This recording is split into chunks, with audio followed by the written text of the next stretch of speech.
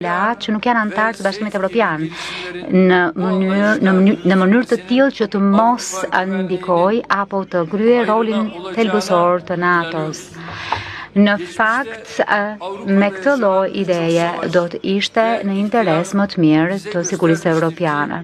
Shumë luftra e konflikte në të shkuarën në Europë na kanë treguar se për çështje jetike si mbrojtja dhe siguria, nëse përçahemi, bëhemi më të dobët, e në qoftë se bëhemi bashkë, bëhemi më të fortë.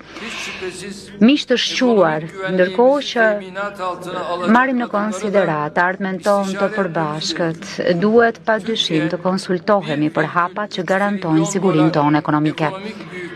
Turqia ka një madhësi ekonomike prej 1.3 trilion dollarësh amerikan, një popullsi dinamike të re prej më shumë se 85 milionësh, një industri konkurruese dhe një qasje drejt për drejt në tregjet ndaja konsumi.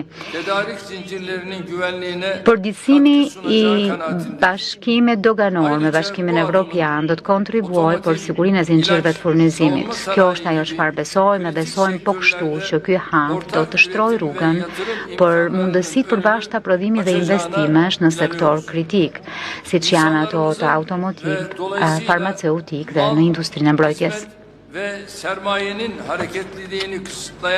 Praktikat e vizave, si ajo e Schengenit, që kufizojnë lëvizshmërinë e njerëzve tanë për rrjedhoj të madhrave, shërbimeve e kapitalit, duhet të rishikohen me investimet tona gjatë viteve të fundit dhe marrëveshjet e arritura në fushën e gazit, po i afrohemi gjithmonë më tepër objektivit ton për ta shndruar vendin ton në një qendër të rëndësishme energjetike për gjeografinë e rajonit.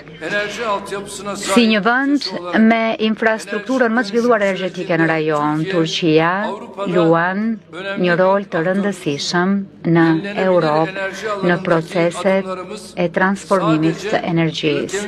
Hapat që kemi ndërmarrë në fushën e energjisë ripërtëritshme ofrojnë mundësi jo vetëm për vendin tonë, Turqinë, por edhe për të gjithë rajonin.